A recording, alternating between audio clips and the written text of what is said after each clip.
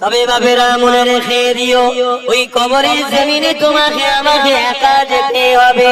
প্রতিদিন এই মাটি তোমাকে আমাকে ডাকে আর বলতে লাগে, এ মানুষ জাতি রে, এত অহংকারের সঙ্গে আমার বুকের ওপর দিয়ে ঘুরে ঘুরে বেড়াচ্ছে, জানিস আমার বুকের ভেতরে তোকে একদিন আসতে হবে। আমি কবর একা থাকা জায়গা, আমি কবর পুকাম করে জায়গা, আমি কবর অন্ধকার জায়গা। এই কবরে আসার আগে তৈরি হয়ে আয়, নচে তোর এখানে কিন্তু বড় কঠিন মুসিবতে পড়বি। এ যুবকেরা, তরুণীরা, বাপেরা, এখানে এতগুলো বাপ ভাই বসে আছে, মা বোনেরা দূরে দূরে আছে, কেউ কি বলতে পারবেন কালকে তো দূরের কথা, আজকে সূর্য ডোবার আগে আপনার জিন্দগিটাও ডুবে যেতে পারে। অথচ আল্লাহ পাক কোরআনের মধ্যে বললে, ওয়ালতানজুরু নাফসুম মা কদ্দামাত লিগাদ, প্রতিটা নফসের উচিত পরকালে বেশি বেশি করে ভাবা কি হবে আমার পরকালে।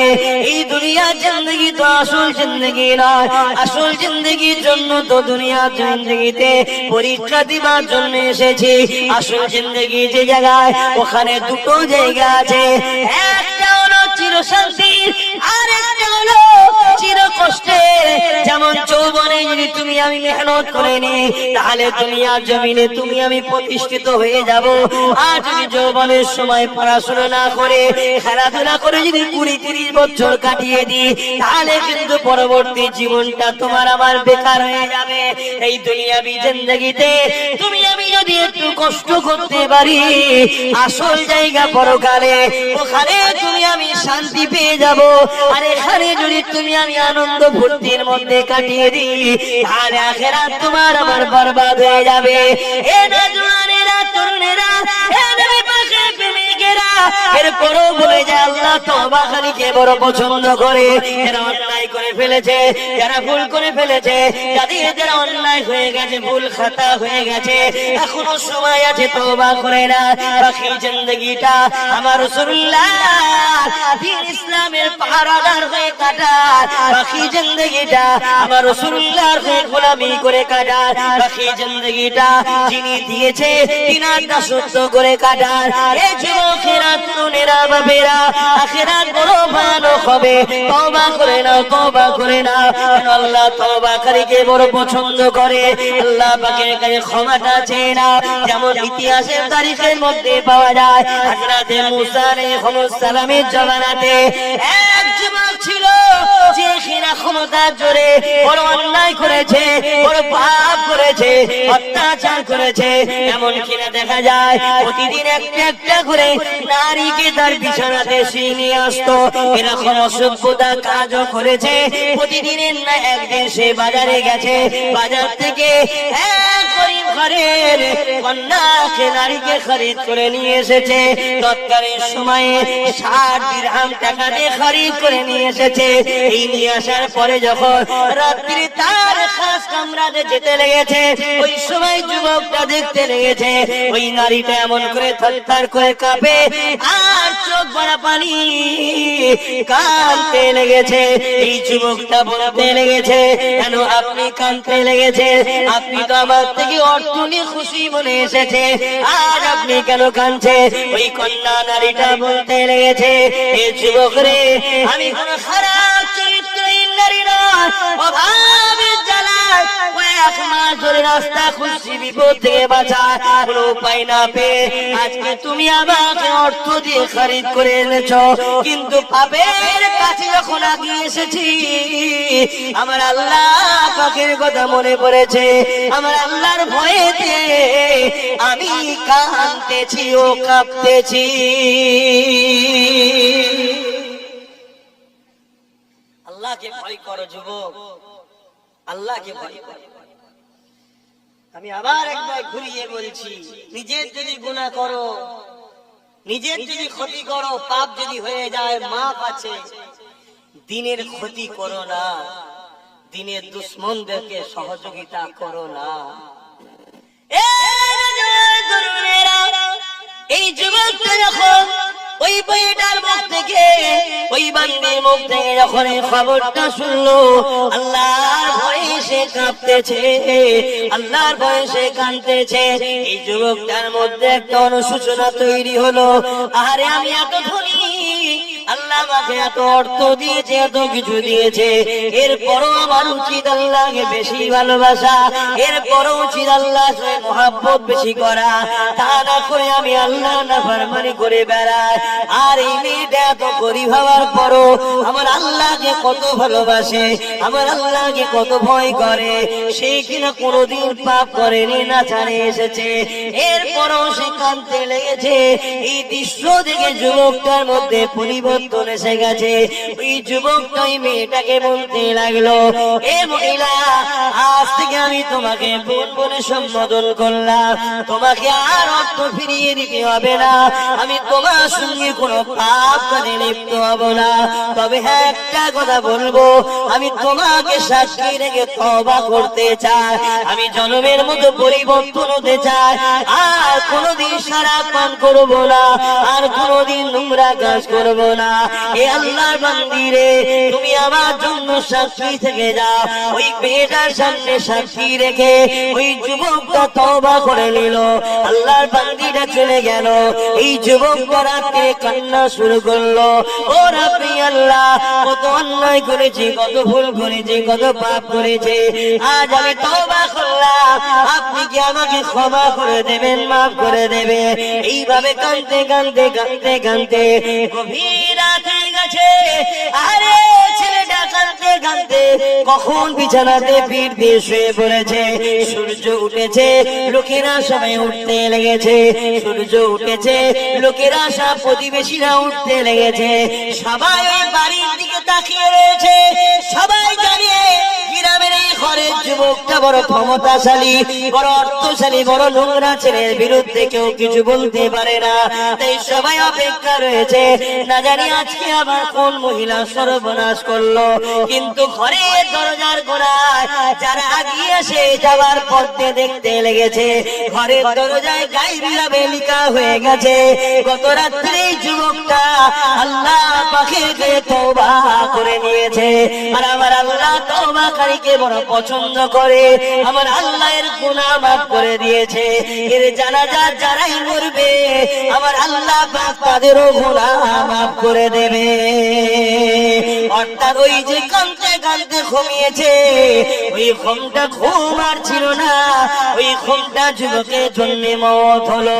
ওই যুবকটা কত সৌভাগ্যবান, মরণের আগে তওবা করে নিল, আল্লাহ তাকে মাফ করে দিল। আমি কখন মরবো আমি জানি, বলো আপনারা জানেন? আপনি কখন মরবেন কেউ জানে? কালকের অপেক্ষা নয়, আজকেই তওবা করুন।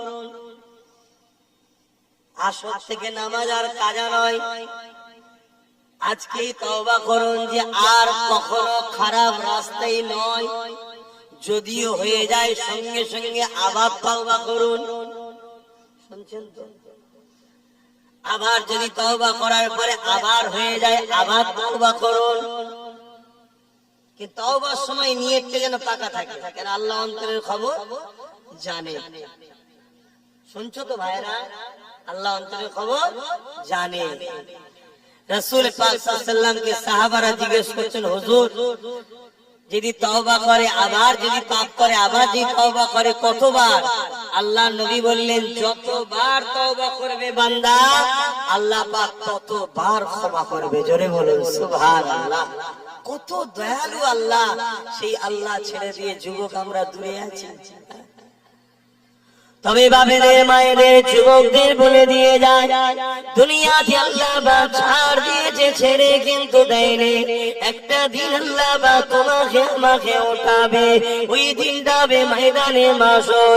যে দিন আল্লাহ পাক জিবরাইল আলাইহিস সালামকে বলবে, এ জিবরাইল আমার জাহান্নামকে নিয়ে এসে আমার আরশের পাশে বেঁধে দাও। হযরত জিবরাইল আলাইহিস সালাম চলে যাবে, জাহান্নামকে নিয়ে এসে আরশের পাশে বেঁধে দেবে।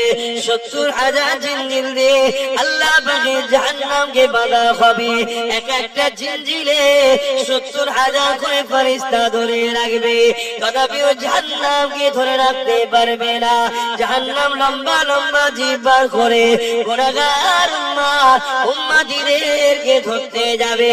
হে যুবক, এই দিনটা তো কঠিন দিন হবে, যে দিনেতে বাপ নিজের ছেলেকে জমিনে শুইয়ে তার বুকের উপরে পা দিয়ে দাঁড়িয়ে যাবে, যে দিনেতে ছেলে তার বাপকে জমিনে শুইয়ে তার বুকের উপরে পা দিয়ে দাঁড়িয়ে যাবে, যে দিনেতে মা মেয়ের বুকের উপরে পা দিয়ে দাঁড়িয়ে যাবে, মেয়ে নিজের জনম দুঃখিনী মাকে জমিনে শুইয়ে দিয়ে তার বুকের উপরে পা দিয়ে দাঁড়িয়ে যাবে। এক কথাই যার উপরে যার জোর চলবে তাকে জমিনে শুইয়ে দিয়ে তার বুকের উপরে পা দিয়ে দাঁড়িয়ে যাবে। সাহাবা হুজুররা বলতে লাগলে, ইয়া রাসূলুল্লাহ, হাবিবাল্লাহ, এইরকমটা কেন হবে? আল্লাহ নবী জানিয়ে দিলেন, বাবা সাহাবারা, লোহা যেমন আগুনে দিলে পুড়ে পুড়ে লাল হয়ে যায়, সূর্য সেদিন মাথা রাখবে দেখতে লেখা তো করে আল্লাহ নামিয়ে দেবে, সূর্যের 12 গুণ তাপ আল্লাহ বাড়িয়ে দেবে, এই সূর্যের তাপেতে জমিনটা পুড়ে পুড়ে লাল হয়ে যাবে, এই জমিনে দাঁড়াতে পারবে না। এই যার উপরে যার জোর চলবে তাকে জমিনে শুইয়ে তার বুকের উপরে পা দিয়ে দাঁড়াবে। কি হবে এই দিনে যুবক? ভাবো, তোমার কোন দাদা এদিন তোমাকে বাঁচাবে? তোমার কোন দিদি এদিন তোমাকে বাঁচাবে? কেন তারা গিয়ে থেকে কনফার্ম টিকিটে জাহান্নামের লাইনে থাকবে, তারা তো তোমার আমার কাতারও কাছে থাকবে না। তাহলে এই দিনে তোমার আমার কি হবে? এই দিনে যখন আল্লাহ জিজ্ঞাসা করবে, এ বান্দারে, হাত দিয়েছিলাম আমি, আমার জন্যই হাতে কি করেছি বল? বান্দা, পা দিয়েছিলাম আমি, এই পায়ে আমার রাস্তায় কখনো কতটা হেঁটেছি বল? আমার জন্য কি করেছে বল? বান্দারে, জবানের কথা দিয়েছিলাম আমি, এই জবানের কথা নিয়ে আমার জন্য কি বলেছে বল? এ আমার বান্দারে, চোখে রোশনি দিয়েছিলাম আমি, এই চোখের রোশনি নিয়ে তুই আমার জন্য কি দেখেছি বল? বান্দারে, জিন্দেগি দিয়েছিলাম আমি, যৌবন দিয়েছিলাম আমি, দেখো দিয়েছিলাম আমি, জমিন আমার ছিল, আসমান আমার ছিল, গাছ তুই লাগাতিস, ওই গাছকে বাঁচিয়ে সরষের ফুল ফুটিয়ে ফসল ধরিয়েছিলাম আমি, এ বান্দারে আমার জন্য কি করেছিস বল? কি উত্তর দেবেন বলেন? আমরা আল্লাহর জন্য কি কি করেছি? হায় হায় হায়, যখন এসব গুলো দেখি, আলোচনা করি আর ভাবি, আল্লাহ এরকম হয় কেন? আবার কোরআনে সূরা বাকারার কথা মনে পড়ে, যে আল্লাহ বলছেন, খাতামাল্লাহু আলা কুলুবিহিম, যাদের অন্তরে আল্লাহ মোহর মেরে দেয় তারা পরিবর্তন হবার নয়।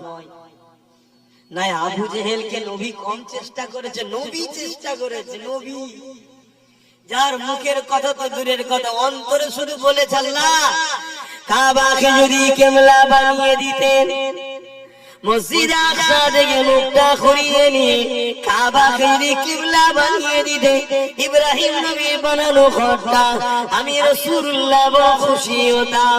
নামাজের মধ্যে, হৃদয়ের মধ্যে শুধু ভেসে উঠেছে, আমার আল্লাহ জিবরাইলকে পাঠিয়ে দিল, হে জিবরাইল জলদি করে যাও, আমার হাবিবকে যে জানিয়ে দাও আমি আল্লাহ আমার হাবিবের মনের আশাকে কবুল করেছি। দূরে ঘাট নামাজ পড়া হয়ে গেছে, এখনো দূরে ঘাট বাকি আছে, বাকি দূরে ঘাট। আমার হাবিব যেদিকে খুশি আমি আল্লাহ বা সেদিকে খুশি। কাবার দিকে মুখ করে কিয়ামত পর্যন্ত এটাই কিবলা হয়ে গেল। যে রাসূলুল্লাহ মুখ দিয়ে বলেন, অন্তরের মধ্যে উদিত হয়েছে, আল্লাহ সঙ্গে সঙ্গে নামাজের মধ্যে যে না 4 রাকাত হয়ে যায় পরে রক্ত থেকে হবে খোলে, না না না বন্ধু, তুমি যখন চেয়েছো এখনই কিবলা বানিয়ে দিলাম। সেই রাসূলুল্লাহ আবু জেহেলকে কত বুঝিয়েছে, কত পরিবর্তনের জন্য চেষ্টা করেছে, কিন্তু আল্লাহ জানিয়ে দিয়েছে, হাবিব যার অন্তরে আমি মোহর মেরে দিয়েছি সে কখনো পরিবর্তন হতে পারবে না। এ যুবক, পরিবর্তন হব, তওবা করো, চেষ্টা করো, আল্লাহর কাছে সেজদায় পড়ে কাঁদো, ও রাব্বি আল্লাহ কেন আমি গান শুনতে চলে যাই, কেন আমি ফাংশনে চলে যাই, কেন আমি নামাজ থেকে দূরে থাকি, কেন আমি গান শুনি ভুল রাস্তায় যাই, ও রাব্বি আল্লাহ কেন আমি জালিমদের সঙ্গে দল করে ফেলেছি, এখনো কেন মন যাচ্ছে তাদের সঙ্গে যাবার, এখনো কেন মন যাচ্ছে হারাম অর্থর দিকে। এইভাবে আল্লাহর কাছে পানা চাও, সাহায্য চাও, কেননা আজ যদি তুমি সাহায্য না চাও, পানা যদি না চাও, মনে রেখে দিও ভাইদান ময়দানে মাশরটা বড় ভয়ানক হবে, যেদিনে তোমার পাশে কেউ দাঁড়াবার থাকবে না, ওই দিনে তোমার ফের কথা বলারও কেউ থাকবে না, ওই দিনে কারো কোনো জোর চলবে না। আমার আল্লাহ শুধু বলে দেবে যাও তোমাকে আমি জান্নাতি করে দিলাম, রুকারও কেউ থাকবে না, আর যাকে বলবে যাও তোমাকে জাহান্নামী করে দিলাম, ওই জায়গাতে কোনো রকমের গুঞ্জাইশ চলবে না। পা আসমানের দিকে করে জমিনের দিকে পা করে দিয়ে মাথা করে দিয়ে ঘিসড়ে ঘিসড়ে জাহান্নামে নিয়ে যাওয়া হবে। এ যুবক আল্লাহকে ভয় করো।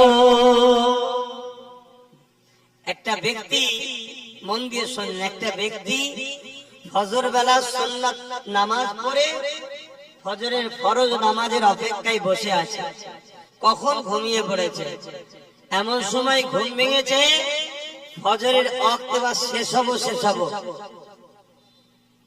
তাড়াতাড়ি উঠে উযু না করেই নামাজ পড়ে নিয়েছে।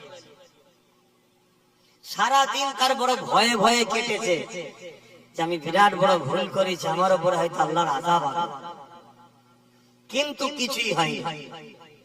শুনছেন, ও পরের দিন কি করেছে, ইচ্ছা করে ঘুম থেকে উঠে উযু না করেই নামাজ পড়েছে, সুন্নত ফরজ। দ্বিতীয় দিন ভাবছে প্রথম দিন না হয় আমি তাড়াহুড়ো করে চলে যাবে বলে নাই করিনি, কিন্তু আজকে তো ইচ্ছা করে করেছি, আজকে ঠিক শাস্তি আমার উপর আসবে। সারাদিন কেটে গেল, রাতে ঘুমিয়ে পড়লো, কিছুই হয়নি।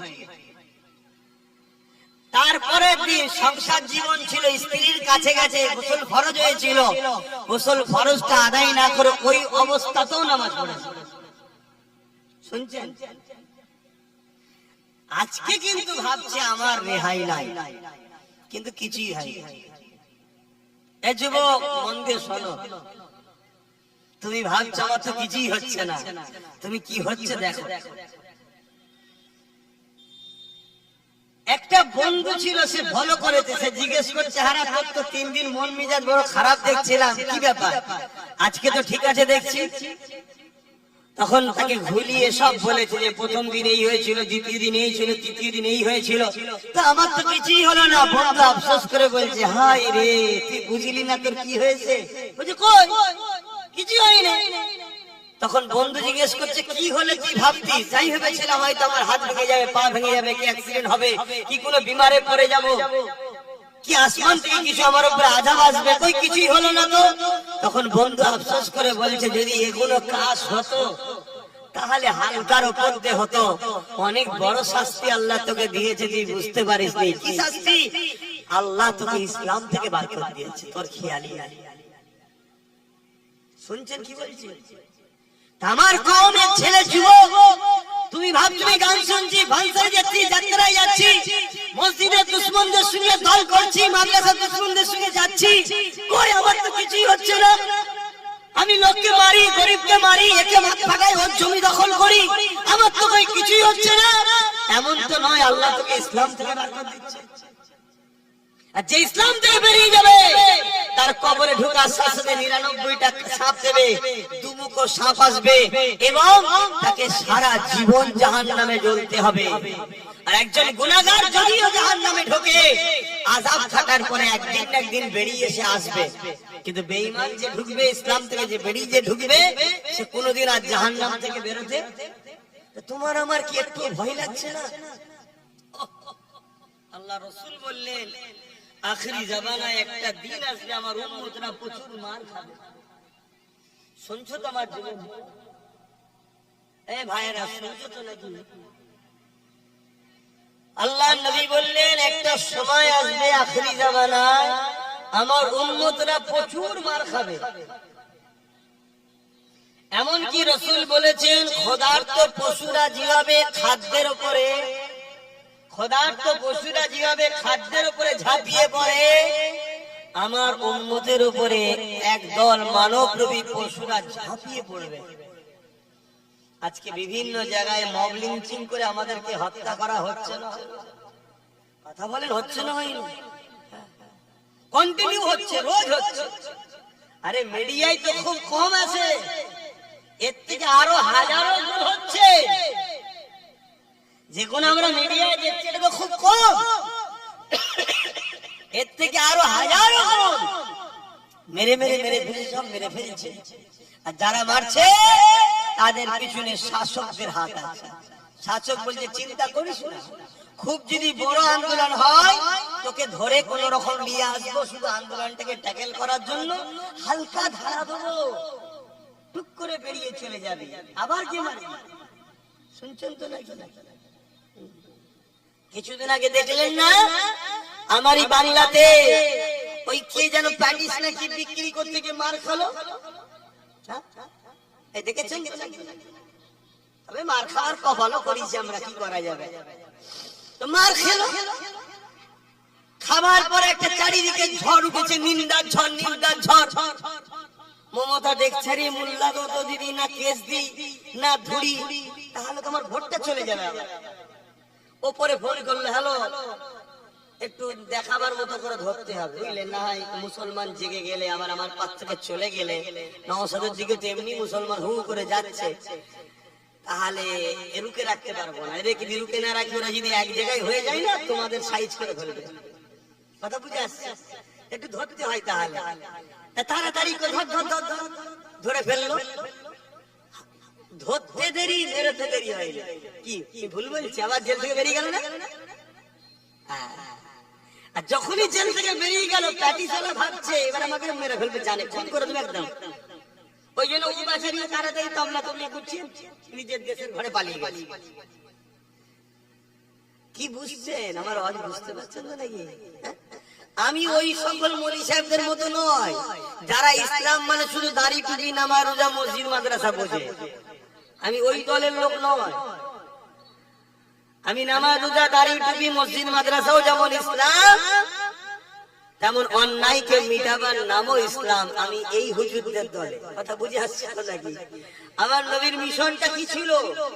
আমার নবী জালিমের বিরুদ্ধে লড়াই করে আল্লাহর জমিনে আল্লাহর সৃষ্টি মখলুক বান্দাদেরকে আজাদ করেছে। জোরে বলুন সুবহানাল্লাহ।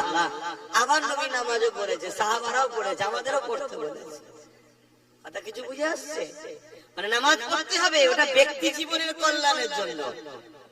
আর সামাজিক কল্যাণের জন্য দুর্নীতিকে বন্ধ করতে হবে, জুলুমকে বন্ধ করতে হবে, খুনকে বন্ধ করতে হবে, রেপকে বন্ধ করতে হবে, নেশাকে বন্ধ করতে হবে। এটা কি ইসলাম নয়? কথা বলে। তো এইগুলো বন্ধ করতে গেলে ভালো ভালো রাজনীতির নেতাও দরকার আছে না? নাই? এই কথা বলছেন। এখন আপনার মসজিদের ইমাম যদি বলে সামনে পঞ্চায়েতে এই বুথ থেকে আমি দাঁড়াবো, ওই গ্রামে যারা নামাজ পড়তো তারা ইমামের বিরুদ্ধে প্রথম দাঁড়াবে, ঠিক তো নাকি? ইমাম সাহেব এই কাজ করলো কেন? ওই ইমামকে আর রাখা যাবে না। এই নামাজি গুলোকে দেখে আমার মাঝে মাঝে ভয় হয়, যদি উমর ফারুক যদি আজকে এসে বলতো আমি আর্ধেক পৃথিবী চালাই আবার নামাজ পড়বো, এই মুসল্লি গুলো উমর ফারুকের বিরুদ্ধেও লেগে যেত, ওর পিছনে নামাজ হবে না কেন? নেতা কথা বুঝছেন তো নাকি? আমার কথা ভুল হয়ে গেল নাকি? তোমার গ্রামে বলো, প্রত্যেকটা গ্রামে সব থেকে স্বচ্ছ ভালো লোক কে? আমাদের মাঝে ইমাম। তো সেই ইমাম হয় কি বলে? আপনি নামাজ হবে না তো? ইমাম তো সে যে ওই গ্রামের মধ্যে সব থেকে ভিআইপি, তাই তো সেই ইমামতি হচ্ছে। তার পিছনে তবে দেখতে না হবে।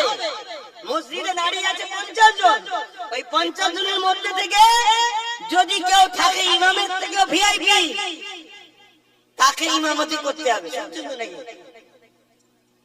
তাহলে সেই জায়গায় ইমামকে যখন আমি এত সৎ মনে করি, এত স্বচ্ছ মনে করি, এত ভালো মনে করি, তাহলে সেই ইমাম যদি বলে যে হ্যাঁ আমি একটু দাঁড়াই না, তাহলে বিরোধী হয় কেন? আচ্ছা ইমামকে দাঁড়াতে হবে না, ইমাম যদি বলে এক কাজ কর, আমি তো ইমাম, আমার ভাইটা তো ও জেনারেল লাইনে পড়াশোনা করেছে, এলে একে কমসে কম দাঁড় করা, আমি দায়িত্ব নিচ্ছি, আমার ভাই কোনো সমস্যা করবে না, করলে আমি ইমাম আছি। ইমামের কথা বিশ্বাস করবে? তাহলে মুসলমান নিজের কওমের ধর্ম গুরুকেই বিশ্বাস করে না, এ জাতিকে লুটবে না তো কাদের লুটবে?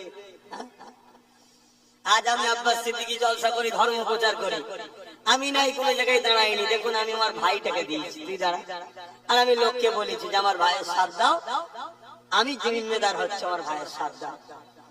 আমার কথা শুনে অনেক জায়গার মানুষ দিয়েছে, বিশেষ করে ধন্যবাদ জানাই ভাঙরের মানুষকে, তারা জিতিয়েছে আমার ভাইকে। কি আমার ভাই কাজ করছে না করে?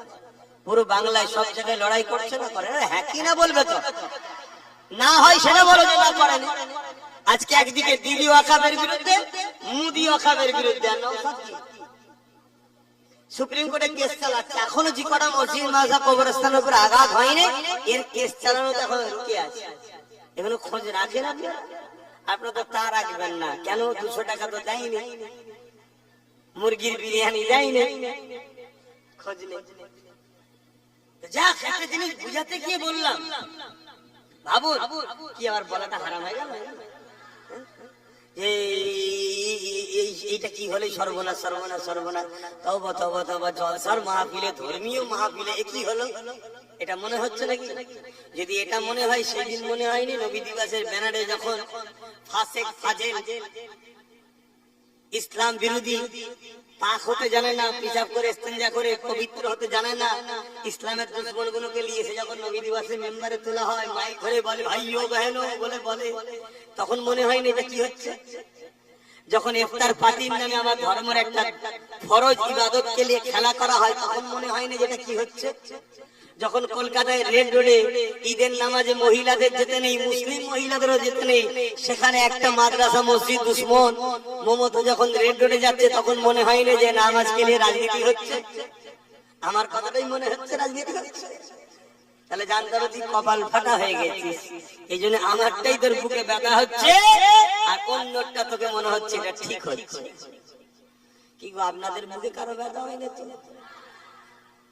যদি হয় ওই একই লাইনে, তাহলে আবার ভালো করি মা কোতেল, তুমি কি আমার পড়?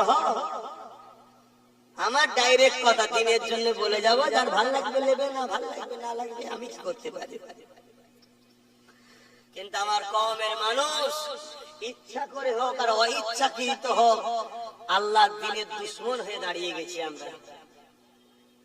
ইচ্ছা করে হোক আর অইচ্ছাকৃত হোক, জেনে বুঝে হোক বা না জেনে হোক, আমাদেরকে জালিমরা, যাদের জন্য আমরা সব করেছি, তারাই আজকে আমাদের কাছ থেকে আল্লাহ ছেড়ে দিয়েছে, রসুল ছাড়িয়ে দিয়েছে, তারাই আজকে আমাদের ঘরে এমন একটা জায়গায় নিজে দাঁড় করিয়ে দিয়েছে, আমরাই আমাদের ওয়াকাফের দুশমন, মসজিদ মাদ্রাসার দুশমন, আমরাই বড় দুশমন হয়ে দাঁড়িয়েছি।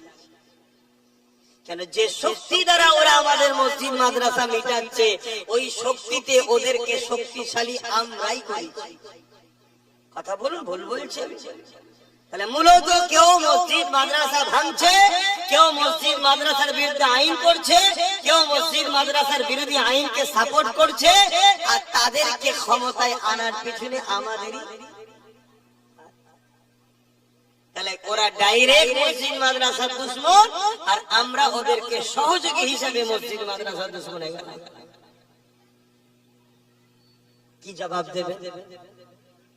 আপনি কি ভাবছেন ওই দিন ওর বাবু, ওই দিন দেখা যাবে খুনি গোলে মালে যায় করে জিগুদি হয়ে যাবে খুনি, এটা ভাবছেন?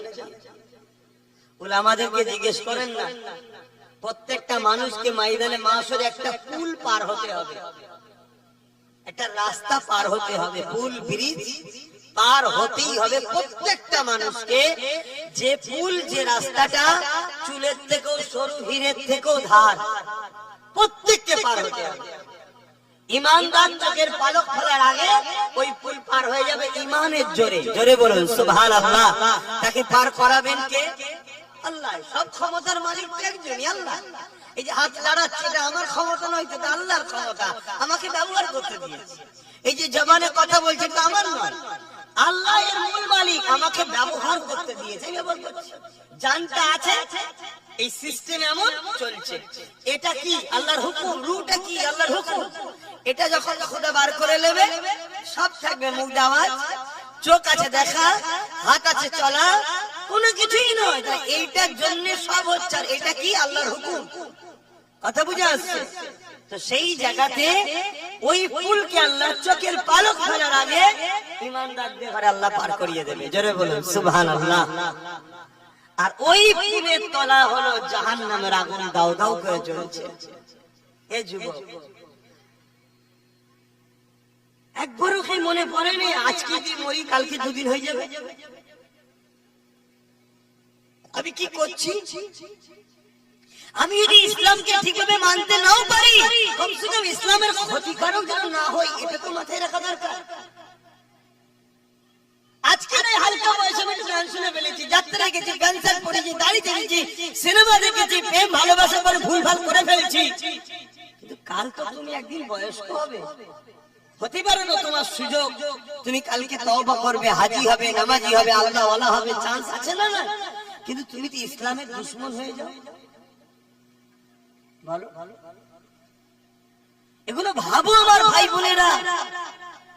তোমাকে বড় প্ল্যান নবী প্রথম পাপী বানিয়েছে, আজকে তোমাকে যারা পাপী বানিয়েছে তারাই তোমাদের কাজকে ইসলামের দুশমন বানাচ্ছে। প্রথমে তোমায় গান দিয়েছে, মেলা দিয়েছে, ফাংশন দিয়েছে, কি বলে বিভিন্ন নাচ গানের আসর তৈরি করেছে, খেলার নামে ডেকে নিয়েছে, সেখানে নারী নাচ দেখিয়েছে। কেন? তারা চাইছে তোমার ভেতরে ঈমানটা আস্তে আস্তে দুর্বল হোক। কেন? ঈমান যতক্ষণ আছে ততক্ষণ তোমাদেরকে তারা মিটাতে পারবে না, তাই তারা প্রথমে এগুলো করেছে। করার পরে আজকে তোমাকে এমন জায়গায় পৌঁছে দিয়েছে, চোখের সামনে দেখতে পাচ্ছ যে এরা ইসলামের বিরুদ্ধে, মসজিদ মাদ্রাসার বিরুদ্ধে বুলডোজার দিয়ে মাদ্রাসাও ভাঙছে। এরপরও এদের বিরুদ্ধে তুমি তো বলতে পারোনি। যদি আব্বাস সিদ্দিকীর মতো কোন উলামারা এদের বিরোধী করে, তোমার মনে হচ্ছে তাদেরকে গালি দেওয়া দরকার, কিন্তু ইসলামের দুশমনদেরকে তোমার সাপোর্ট করতে ভালো লাগছে। এটা তোমার ধ্বংসের আলামত। তুমি তওবা করো, আল্লাহর কাছে সিজদায় পড়ে কাঁদো। আমরা শাস্তি কাকে বলি আমরা ঠিক বুঝতে পারি না। প্রকৃত শাস্তি কি? গরিব হওয়া। এই প্রকৃত শাস্তি কি গরিব হওয়া?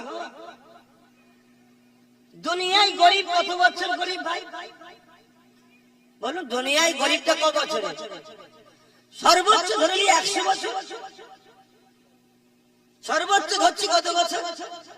একটার হাত ঘুমিয়ে কেটে যায়, ঘুমিয়ে থাকলে কি গরিব হয়?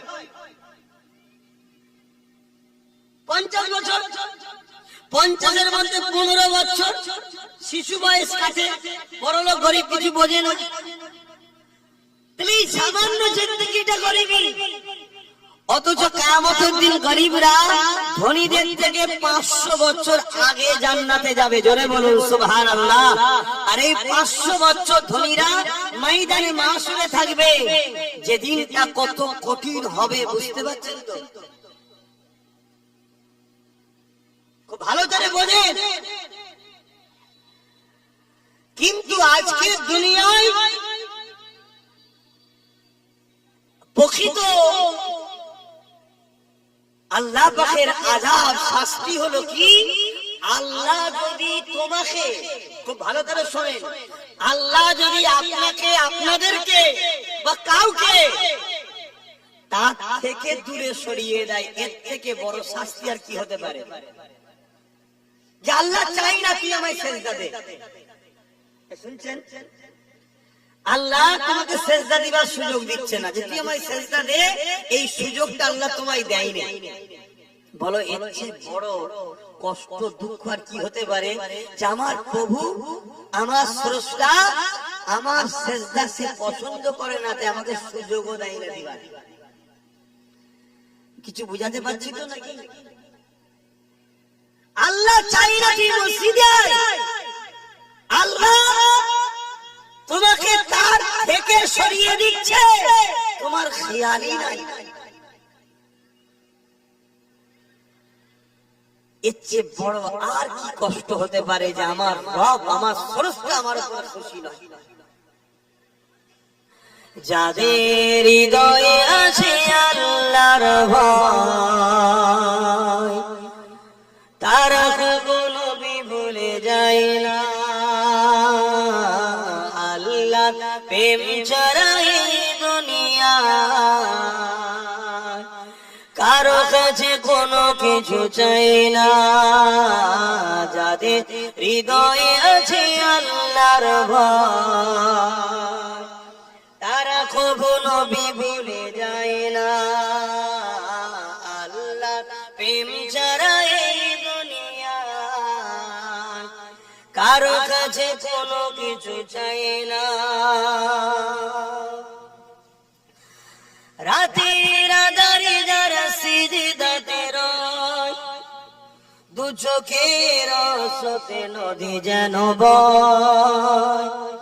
রাতের আঁধারে যারা সিজদাতে রয় দু চোখের স্রোতে নদী যেন বয়।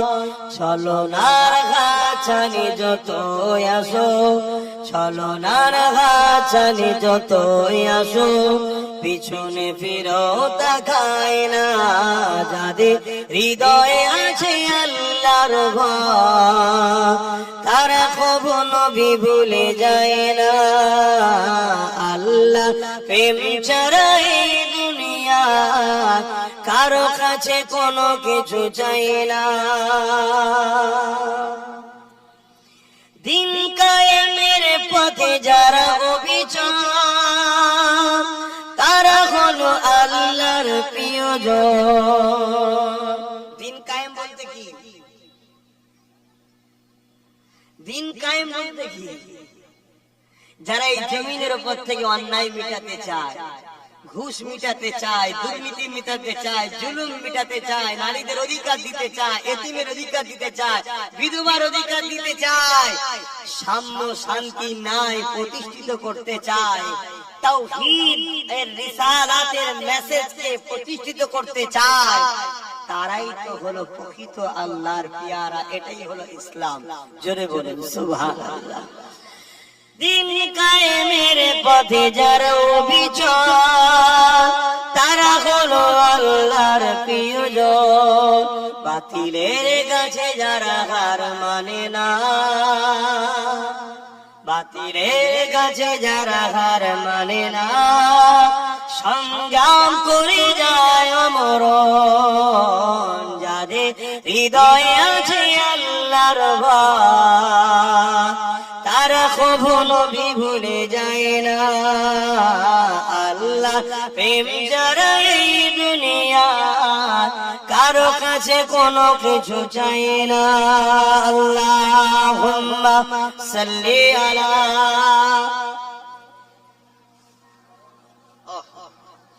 ওয়ালা আলি সাইয়্যিদিনা। সময় কম এখানে নামাজ পড়তে হবে। যে কথা বলছিলাম অ্যাকচুয়ালি হুজুর পাক সাল্লাল্লাহু আলাইহি সাল্লামের হাদিস পাক মুসলিম শরীফের হাদিস। আল্লাহ রাসূল বলেছেন যে অন্যায় দেখলে হাত দিয়ে রুখে দাও, অন্যায় দেখলে হাত দিয়ে রুখে দাও। যদি হাতে রুখতে না পারো মুখ দিয়ে অন্যায় প্রতিবাদ করো। যদি মুখ দিয়ে প্রতিবাদ করতে না পারো অন্তর থেকে ঘৃণা করে দূরে সরে যাও। আর অন্তর থেকে ঘৃণা করে দূরে সরে যারা যায় এদেরও ঈমান আছে কিন্তু ঈমান দুর্বল। ঈমান কি? দুর্বল। তাহলে অন্যায় দেখলে প্রথম নম্বর ঈমানের স্তর হাত দিয়ে রুখতে হবে। যদি হাত দিয়ে রুখতে না পারো মুখ দিয়ে প্রতিবাদ করতে হবে। মুখ দিয়ে প্রতিবাদী করতে না পারো কমসে কম অন্তর থেকে ঘৃণা করে দূরে সরে যাও। এই তিনটের মধ্যে কোনো গুণ যদি তার মধ্যে না থাকে উপরন্তু সে অন্যায়কে সহযোগিতা করছে, সাপোর্ট করছে, তার মধ্যে ঈমান থাকবে না। কথা মাথায় ঢুকছে? অপরাধী শরীফ মিসকাত শরীফের হাদিস আল্লাহ রাসূল বলছেন কেউ জালিম জানার পরেও যদি তুমি তাকে শক্তিশালী করতে চাও তাহলে তুমি ইসলাম থেকে বেরিয়ে যাবে। যে ইসলাম থেকে বেরিয়ে যাবে তার ঈমান থাকে। তাহলে প্রথম নম্বর হাদিসটা কি? অন্যায় দেখলে হাত দিয়ে একটু বলুন তাড়াতাড়ি বলুন। যদি হাতে রুখতে না পারেন মুখ দিয়ে প্রতিবাদ। আর যদি মুখ দিয়ে প্রতিবাদ না করতে পারেন অন্তর থেকে ঘৃণা করে দূরে সরে যাও। বলুন মসজিদ মাদ্রাসা কবরস্থান ঈদগাহ খানকার বিরোধী করা, মিটিয়ে দিবা, ষড়যন্ত্র করা এটা নাই না অন্যায়? কেন্দ্র সরকার এই ষড়যন্ত্র করছে না করে নাই না অন্যায়? তাহলে অন্যায় যখন হাত দিয়ে রুখতে হবে, যদি হাত দিয়ে রুখতে না পারে মুখ দিয়ে প্রতিবাদ, যদি মুখ দিয়ে প্রতিবাদ না করতে পারে অন্তর থেকে ঘৃণা করতে হবে। তা না করে কোন মুসলমান যদি কেন্দ্র সরকারকে ভোট দেয় তার ঈমান আছে? এটা আমি প্রথম বলেছি বক্তব্য, সেটা দেয় না। কেন দেয় না? আমাকে তো অনেকে প্রমাণ করতে চাইছে আমি বিজেপির লোক, শুনছো তো নাকি? আর মমতা হলো আল্লাহ, আমি হলাম বিজেপি। হাই রে মুনাফিক মুসলমান কিছু আছে না? না, চেষ্টা করছে। তাহলে এই বক্তব্যটা দিলে তোরা প্রমাণ করতে পারবে না, ওই জন্য এটা যাই না। তারপরেরটা দিয়েছে, কি দিয়েছে? তাহলে প্রথমে এর বিরোধী বলেছি যে অন্যায় করছে, কিন্তু ভোট দেশে মুসলমানের ঈমান থাকবে না। দ্বিতীয় বলেছি সেই বিজেপির আইন, বা তখন তো দিল্লি চলে যাওয়ার কথা বলেছিল, এখন তো দিল্লি বলে না, এখন আইনটাকেই মেনে নিয়েছে। কি মেনেছে না মানে না? তাহলে ডাইরেক্ট বিজেপি আইন করেছে, ওই আইনকে বাংলা সরকার মেনে নিচ্ছে। ও যে অন্যায় করেছে ও সে অন্যায় করছে না, করে না? ও মসজিদ মাদ্রাসার দুশ্মন, এও মসজিদ মাদ্রাসার দুশ্মন না, দুশ্মন নাই? তাহলে নাই করছে না অন্যায় করছে? রাসূলুল্লাহর হাত দিয়ে রুখতে হবে, যদি হাত দিয়ে রুখতে না পারে মুখ দিয়ে প্রতিবাদ করতে হবে, মুখ দিয়ে প্রতিবাদ করতে না পারে একে ঘৃণা করে দূরে থাকতে হবে। তা না করে কোন মুসলমান যদি একেও ভোট দেয় এই রাজ্য সরকারকে, তার ঈমান থাকবে? আমি তো এইটাই বলেছি, এটাই বলেছি। তাও কি উদ্দেশ্য? মসজিদ মাদ্রাসাকে বাঁচাবার স্বার্থে। কথা বুঝে আসছে? এটা বলার পরে আরো বলেছি কি, কোরআন শেষ হয়ে যাবে কেউ যদি বলে ঠিক বলেছে না অন্যায় বলছে। কোরআন কি শেষ হবে? আওয়াজ দিয়ে মুসলমানের গলায় শুনে কোরআন শেষ হবে, কোরআন শেষ হবে। কার কার আকীদা কোরআন শেষ হবে না হাত তুলে দেখান। কার কার আকীদা কোরআন শেষ হবে না হাত তুলে, লম্বা করে হাত তুলে। কেউ হাত তুলতে বাকি আছে কি দেখো তো পাশে পাশে, না দেখতে হবে। মুনাফিক আছে না নাই দেখতে হবে। কেউ হাত তুলতে বাকি আছে কি আশপাশে দেখো। যদি এইটা কেউ হাত না তোলে সে যদি মুসলমান হয়, আর দুটো জিনিস হয়, ঘোড়াই গন্ডগোল হয়ে গেছে। কথা বুঝছেন তো নাকি? ঘোড়াই হাত না বান, ঘোড়াই গন্ডগোল বোঝেন তো? হ্যাঁ, এই খুব ভালো বোঝে। হয় ঘোড়াই গন্ডগোল হয়ে গেছে, মানে জমিন আমাদের চাষ অনুমোদন করে দিয়েছে। হাই গোড়াই গন্ডগোল, আর নচেত ও ভালো ঘরের ছেলে কিন্তু আজকে ইসলাম থেকে বেরিয়ে বেঈমান হয়ে গেছে। কথা বুঝে আসছে না? এই দুটো ছাড়া তৃতীয় কিছু হতে পারে না। এখানে আমি খেলা করতে বসে, তাহলে ও রাজ্য সরকার বলেছে না বলেনি যে কোরআন শেষ হবে উন্নতি শেষ হবে না? ঠিক বলেছে না অন্যায় বলেছে? তাহলে হাত দিয়ে রুখতে হবে না হবে না? মুখ দিয়ে প্রতিবাদ করতে হবে না হবে না? অন্তত ঘৃণার দরকার আছে না নাই? তা না করে কোন মুসলমান যদি ভোট দেয় ঈমান থাকবে? আচ্ছা, প্রসাদ খাওয়া আমাদের জন্য হালাল না হারাম?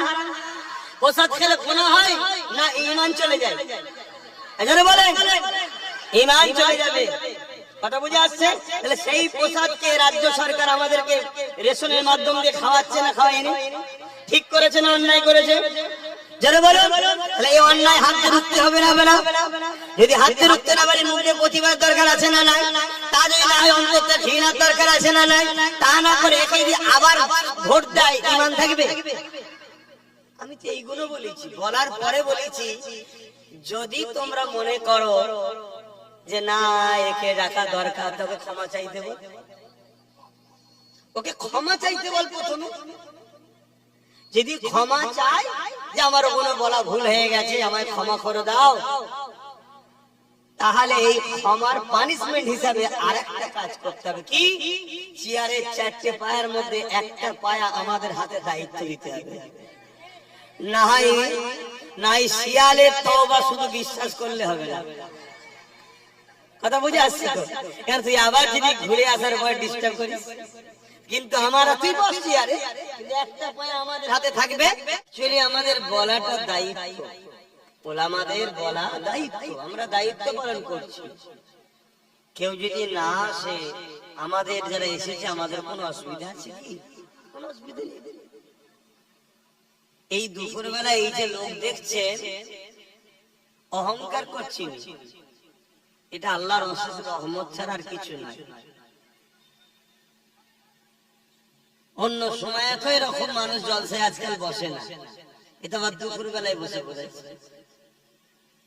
তারপরেও বোঝানোর উদ্দেশ্য এটাই, 10টা ছেলে যদি খারাপ হয় 50টা ছেলে যদি সেই খারাপ ছেলের সঙ্গে মেশে, একদিন এই 50টার মধ্যে থেকে 10টা হয়তো ভালো থাকবে, 40টা আবার খারাপ হবে। এজন্য প্রত্যেকেই চাইবে যে আমি আমার ছেলেকে খারাপ ছেলের সঙ্গে মিশতে দেব না।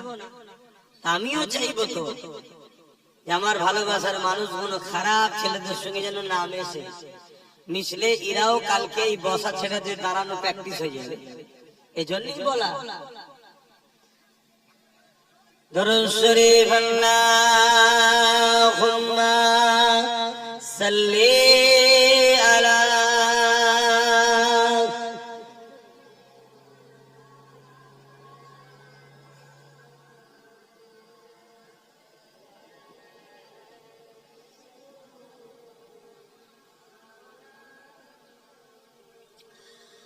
पैगंबरों का रोज़ा दिखा दे खुदाया, दरे मोदद से मिला दे खुदाया, शराबे पिला दे खुदाया, पैगंबरों का रोज़ा दिखा दे खुदाया, अल्लाहुम्मा सल्ली अला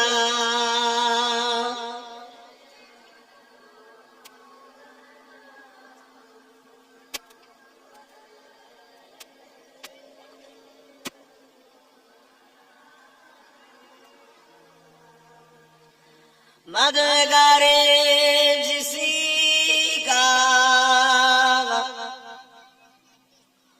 रसूले खुदा हो, उसे और हिम्मत का परवाह किया है। मदो को चले आएंगे कमली वाला, डूबते डूबते ही संभल जाएगा, अल्लाहुम्मा सल्ली अला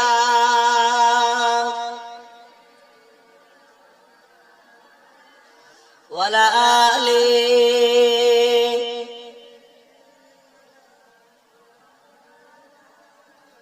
कलमे ला इलाहा इल्लल्लाह, ला इलाहा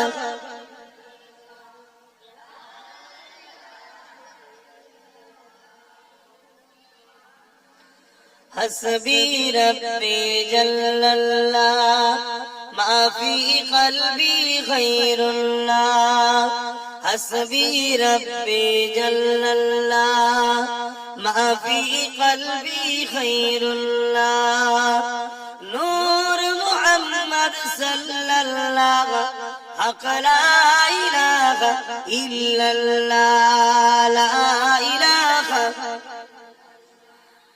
ला इलाहा इल्लल्लाह, मुहम्मदुर रसूलुल्लाह, ला इलाहा इल्लल्लाह, ला इलाहा इल्लल्लाह। पढ़ो पढ़ो, जबान खुले खुले पढ़ो, ला इलाहा इल्लल्लाह, ला इलाहा ला इलाहा इल्लल्लाह, मुहम्मदुर रसूलुल्लाह, अल्लाहुम्मा सल्ली अला।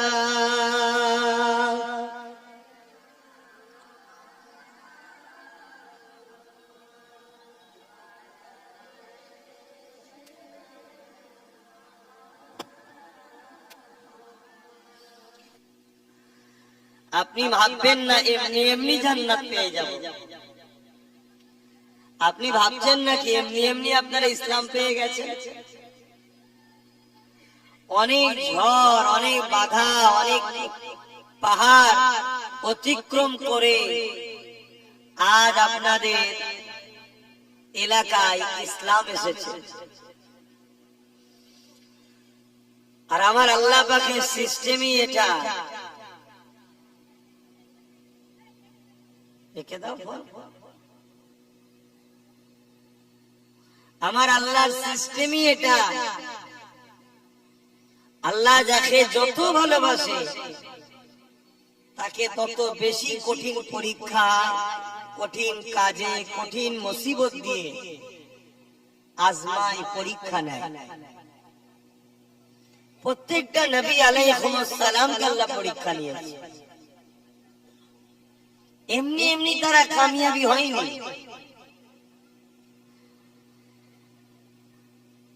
সাহাবা হুজুরদেরকেও পরীক্ষা নিয়েছে। জিনাকে না বানালে কিছুই বানাতেন না, জিনাকে না বানালে হযরত আব্দুল্লাহ হুজুরকেও বানাতেন না। মায়ের পেটে থাকাকালীন বাপ আব্দুল্লাহ হুজুরকে ডেকে নিল। দুনিয়ায় এসে কোনোদিন বাপের মহব্বত পেল না। কি কঠিন পরীক্ষা আমার রাসূলকে আল্লাহ নিয়েছে। কিছুদিন যেতে না যেতে আম্মা আমিনাকেও ডেকে নিলেন। কত বড় বড় দুশমনের মোকাবেলায় আমার রাসূলুল্লাহর কখনো দান্দা মোবারক শহীদ হয়েছে, কখনো রক্তাক্ত হয়ে তায়েফে অজ্ঞানে পড়েছে, কখনো পাহাড়ে চলে গেছে, কখনো আবার মদিনা, ইয়াসরিব, মক্কা ছেড়ে মাতৃভূমি ছেড়ে হিজরত করতে হয়েছে। দুনিয়াকে আল্লাহ দেখাচ্ছে যে আমার বন্ধু তোমাদের জন্য মডেল। আমার বন্ধু আমার ভালোবাসায় কি স্যাক্রিফাইস করছে দেখো, কত ত্যাগ স্বীকার করছে দেখো। আর তুমি কে তাহলে? তুমি কি ভাবছো আমি এমনি এমনি জান্নাত চলে যাব? যার জন্য জান্নাত বানালাম, যার জন্য কায়নাত বানালাম, সে আমার প্রেমে কি কুরবানি দিচ্ছে দেখো। আর তুমি আব্বাস সিদ্দিকী দাদা হুজুরের আওলাদ নবীর খানদানে মনে করেছে এমনি এমনি জান্নাত চলে যাবে?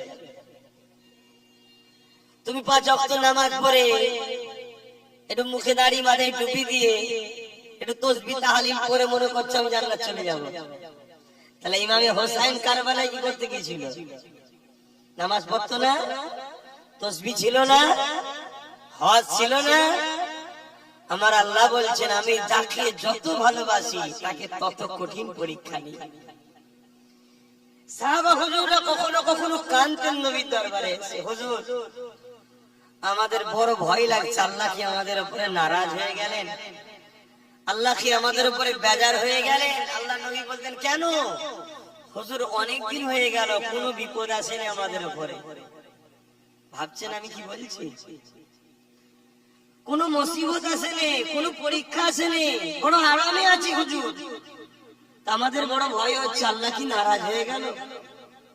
আর আমরা সবাই চাই একটু আরামের জন্য। সাহাবা হুজুররা কদিন যদি একটু আরাম পায় অমনি রাসূলুল্লাহর কাছে গিয়ে কাঁদে আর বলে হুজুর আমরা কি ভুল করলাম? আল্লাহ কি নারাজ হয়ে গেলেন? আমাদেরকে কি অপছন্দ করে নিলেন? হায় রে জিন্দেগি, এটা তো পরীক্ষার জায়গা, এটা তো পরীক্ষার সেন্টার দুনিয়া। এখানে আপনি যদি ভালো ভাবে পরীক্ষা দিতে পারেন রেজাল্ট আউট হবে। সুম্মা নুফিকা উখরা ফাইযা হুম কিয়ামুন ইয়ানজিরুন।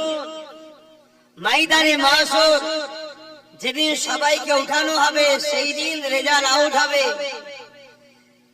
যারা নেক আমল করেছে তাদেরকে ডান হাতে দেওয়া হবে, যারা বদ আমল করেছে বুকের ভেতর দিয়ে হাত ঢুকিয়ে পিছনে বার করে বাঁ হাতে দেওয়া হবে। যে দিনটা কত কঠিন হবে।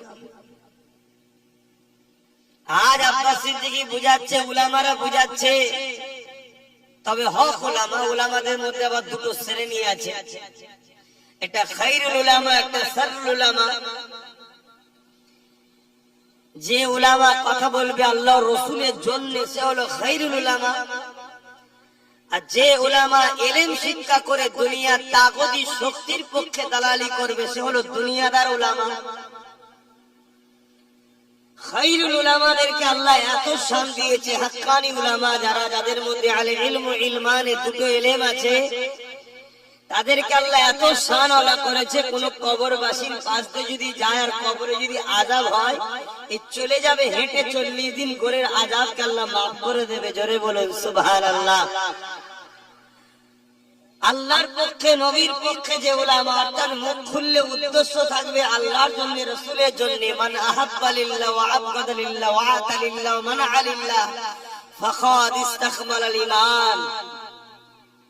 এই উলামা যারা হবে ময়দানে মাশরে, আল্লাহ তাদেরকে প্রথমেই ঘোষণা দেবে, আমার উলামা বান্দারা, এখানে তোমাদের দাঁড়াবার জায়গা নয়, তোমরা এই কঠিন দিনে দাঁড়াতে হবে না, যাও তোমরা সব জান্নাতে চলে যাও, বেহিসাব জান্নাতি তোমরা। জোরে বলুন সুবহানাল্লাহ। তারা যখন জান্নাতে যাবে, একদল লোক তাদেরকে আবার ধরবে, যাচ্ছেন কোথায়? আল্লাহ আমাদেরকে জান্নাত যেতে বলেছে, ওয়াদা ভঙ্গ হচ্ছে না কেন? আপনি তো দুনিয়ায় ওয়াজ করেছিলেন, আল মারউ মা মান হাব্বা। বুখারী শরীফের হাদিস। এক গ্রাম্য মানুষ রাসূলকে জিজ্ঞেস করছে, হুজুর কিয়ামত কবে হবে? আল্লাহর নবী বলছেন, মাআদাতলাহা, এই ছেলে কিয়ামতের জন্য কি করেছো? ফাকাম আদাতলাহা কাসীরা সালাতি ওয়া সিয়ামি। ইয়া রাসূলুল্লাহ, বেশি বেশি নামাজ রোজা করতে পারিনি, ইল্লা তবে আন ইউহিব্বুল্লাহ ওয়া রাসূলুহু, আল্লাহ ও রাসূলকে অন্তর থেকে ভালোবাসি। জোরে বলুন সুবহানাল্লাহ। আল্লাহ নবী বলেছিলেন, আল মারউ মা মান হাব্বা, দুনিয়ায় যে যাকে ভালোবাসবে পরকালে সে তার সঙ্গে জান্নাতে যাবে। জোরে বলুন সুবহানাল্লাহ। আপনারা উলামার এই হাদিস শোনাতেন, আমিও শোনালাম। এখন আজকে আমাদেরকে বাদ দিয়ে যাচ্ছেন কেন? আমরা তো আপনাদের ভালোবাসতাম, প্যার করতাম। আপনারা যেখানে আসতেন আমরা খাওয়া দাওয়া ছেড়ে দিয়ে জড়ো হতাম, আপনাদের তাকবীর দিতাম, আপনাদের জন্য কি না করেছি, আপনাদের বিষয়ে কথা বললে মারপিট করে ফেলেছি। কেন? আপনারা আল্লাহ রাসূলের পক্ষে ছিলেন তাই। আজকে আপনারা জান্নাতে যাচ্ছেন, আমাদেরকে বাদ দিয়ে যাচ্ছেন কেন? আপনারা তো বলেছিলেন দুনিয়ায় যে যাকে ভালোবাসবে পরকালে তার সঙ্গে থাকবে। আমরা ভালোবাসি তো, আপনারা আমাদেরকে নিয়ে যাবেন না কেন? শুনছেন তো আপনারা? এ যুবক, কাদেরকে ভালোবাসতে হয় দেখো, কাদের সঙ্গে উঠা বসা করা দরকার দেখো, কাদের সঙ্গে বন্ধুত্ব করতে হয় দেখো। আল্লাহ কোরআনে বলছে, ইয়া আইয়ুহাল্লাযীনা আমানুত্তাকুল্লাহ, হে বিশ্বাসী ইমানদারেরা, আমি আল্লাহকে ভয় কর। আকুনু মা'আস সাদিকিন, সত্যবাদীদের অনুসরণ কর, সত্যবাদীদের দলভুক্ত হ। এই সত্যবাদী কারা? আল্লাহ নিজে বলছেন, ইহদিনাস সিরাতাল মুস্তাকিম, মুস্তাকিম যারা, মুস্তাকিম কারা? মিনান নবিয়্যিন, মুস্তাকিম কারা?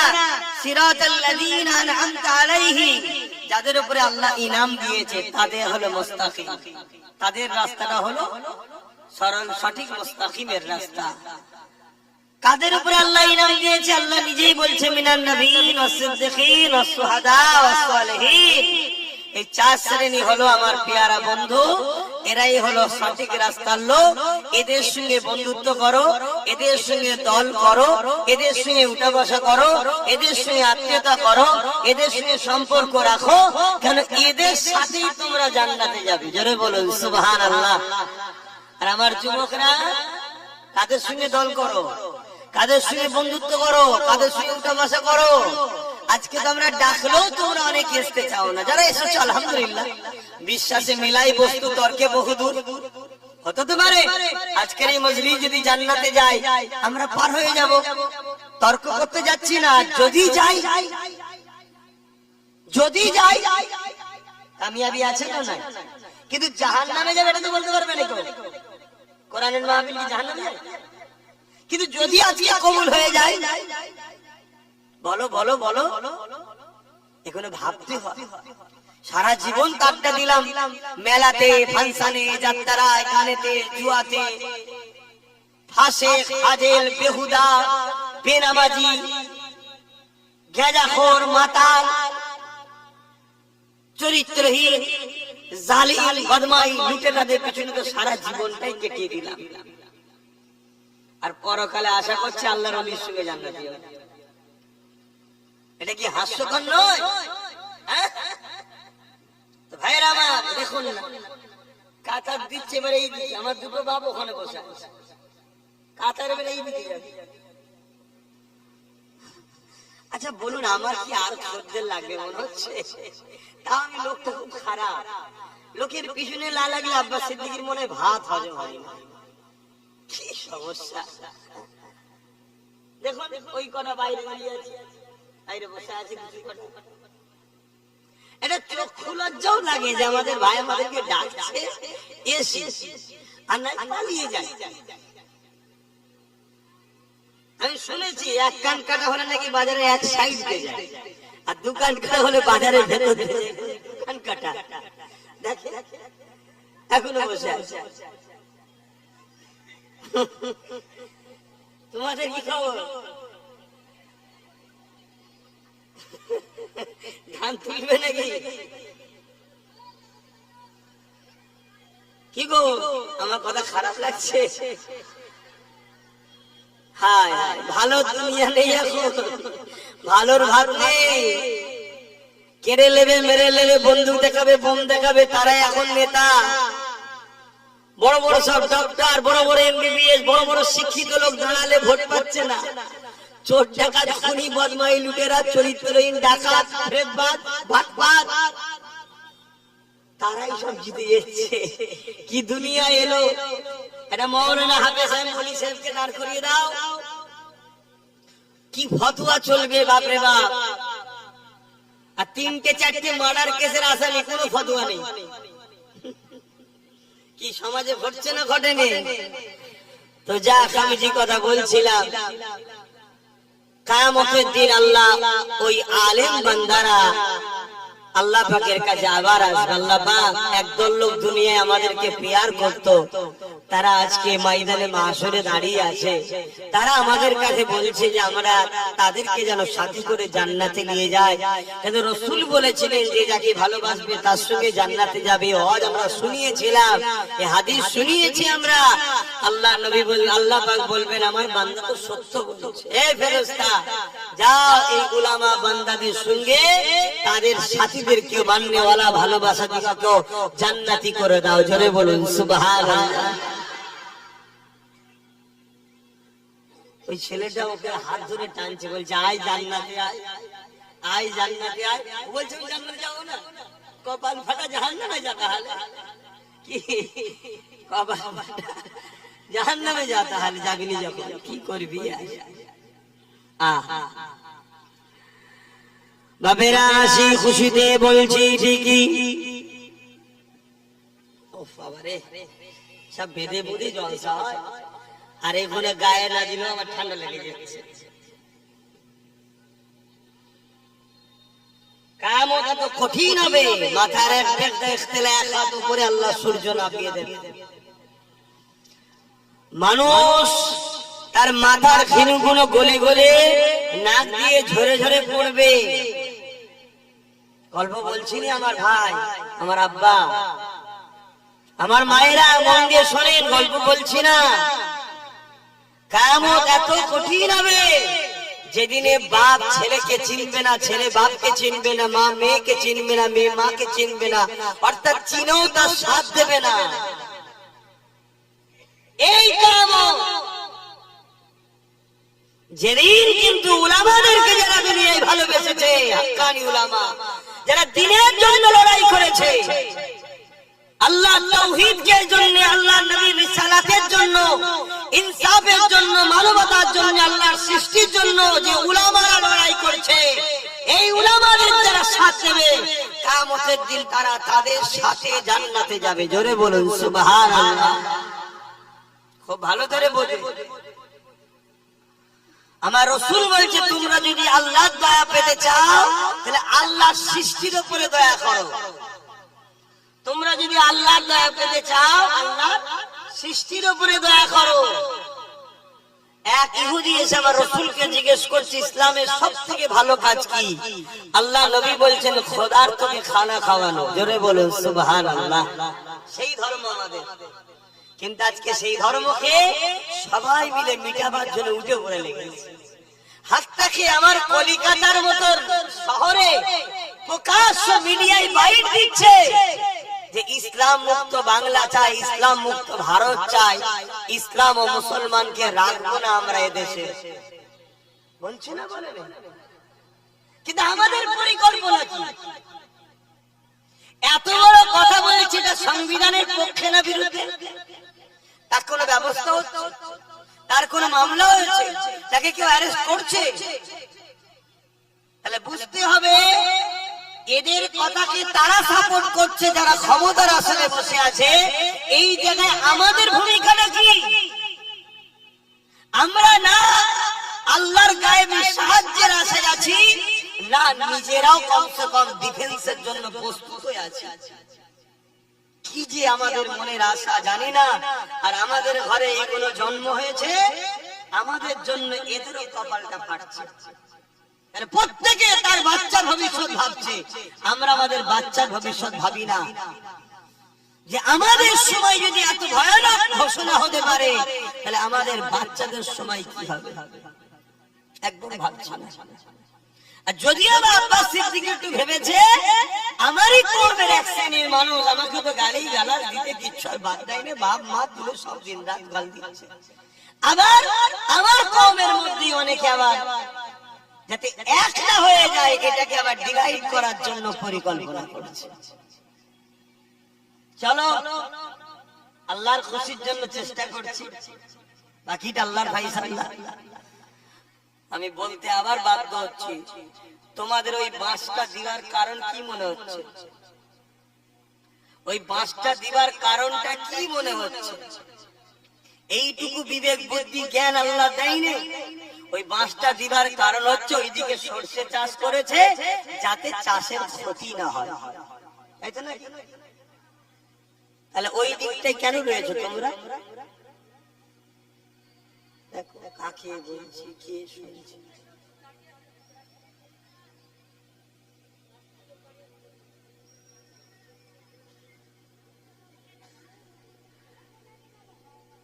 ইয়া নবী সালাম,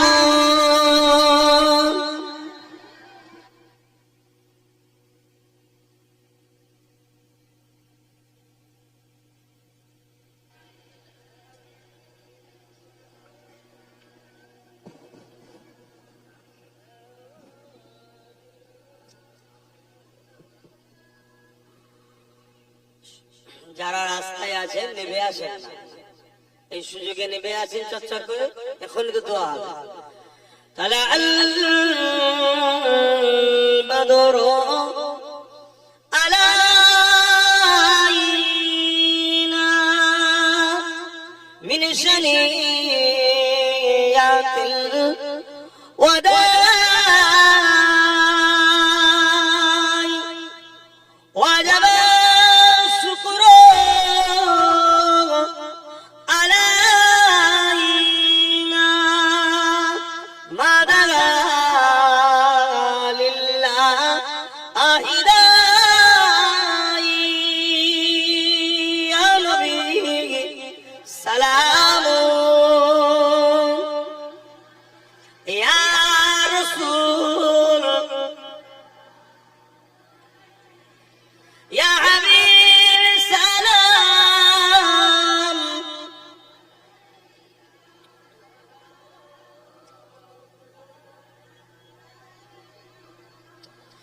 কঠিন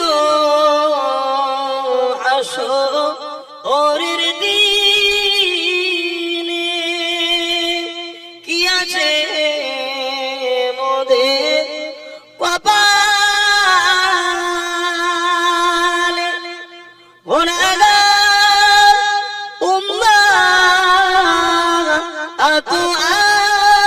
আপনার লইবেন সঙ্গে মাহশরে। নবী সালাম, ইয়া রাসূল সালাম, ইয়া